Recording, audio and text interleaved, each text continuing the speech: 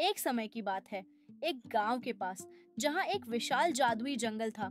एक छोटी सी जिज्ञासु लड़की रहती थी, जिसका नाम एला था।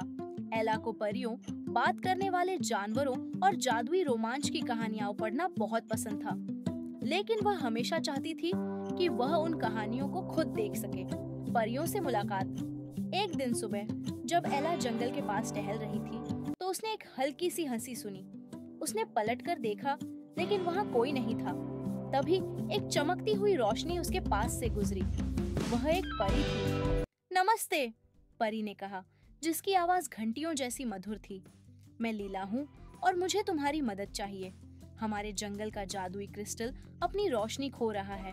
अगर वह पूरी तरह से बुझ गया तो जंगल सूख जाएगा और उसकी सारी जादुई शक्तियां खत्म हो जाएंगी। एला की आंखें आश्चर्य से बड़ी हो गईं। मैं क्या कर सकती हूँ? तुम्हारा दिल बहुत पवित्र है एला, लीला ने कहा। सिर्फ तुम ही ईको की गुफा से इंद्रधनुषी रत्न ला सकती हो। वही क्रिस्टल की रोशनी को वापस ला सकता है। लेकिन ध्यान रखना, यह यात्रा आसान नहीं होगी। जादुई सफर की शुरुआत। लीला ने एला पर चमचमाता जादुई पाउडर छिड़का, जिससे एला भी परियों के आकार की हो गई। दोनों उड़ते हुए जादुई जंगल में पहुंचे, जहां बड़े बड़े मशरूम और चमकते हुए फूल थे। फुसफुसाती नदी।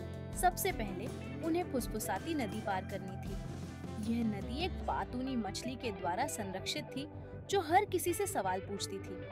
तुम कौन हो और यहाँ क्यों आई हो? मछली ने पूछा। मैं एला हूँ और जंगल को बचाने के लिए इंद्रधनुषी रत्न लेने जा रही हूँ, एला ने कहा। मछली मुस्कुराई। तो तुम्हें मेरी पहेली का जवाब देना होगा। अगर तुम सही जवाब दे दो तो मैं तुम्हें नदी पार करने दूंगी। मछली ने पूछा। ऐसी चीज बताओ जो बिना पंखों के उड़ सकती है, लेकिन उसके पास पैर नहीं होते। एला ने सोचा और मुस्कुराकर जवाब दिया। हवा। सही जवाब, मछली ने कहा और नदी में पुल बना दिया। गाने वाला जंगल आगे गाने वाला जंगल था।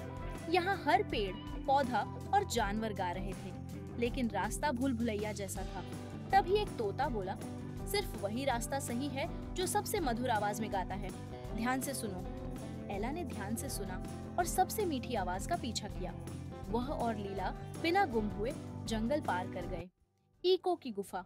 आखिरकार एला और लीला ईको की गुफा तक पहुंच गए। गुफा के अंदर हर आवाज गूंज रही थी। गुफा के बीच में एक चमकता हुआ इंद्रधनुषी रत्न रखा था, लेकिन जैसे ही एला ने उसे उठाने की कोशिश की, एक गहरी आवाज गूंजी। जो इसे लेना चाहता है, उसे अपने सबसे बड़े डर का सामना करना होगा। एला ने गहरी सांस ली। अचानक गुफा में अंधेरा छा गया और एला को अकेलेपन का डर महसूस हुआ। लेकिन उसने अपने दिल में लीला की बात याद की। मैं डरूंगी नहीं, मैं जंगल को बचाने आई हूँ। उसके हिम्मत से गुफा रोशनी से भर गई। रत्न खुद उसके हाथ में आ गया। जंगल को बचाना। लीला और एला रत्न लेकर जादुई क्रिस्टल के पास पहुंचे। जैसे ही रत्न को क्रिस्टल से जोड़ा गया, पूरा जंगल फिर से चमक उठा। फूल खिलने लगे, नदी फिर से बहने लगी और हर कोना जादू से भर गया। लीला ने एला को धन्यवाद दिया। तुमने न सिर्फ जंगल को बचाया, बल्कि यह सिखाया कि सच्चा साहस अपने डर का सामना करने में है। जब एला गांव वापस आई, तो उसे एहसास हुआ कि वह भी अब एक कहानी का हिस्सा बन गई थी।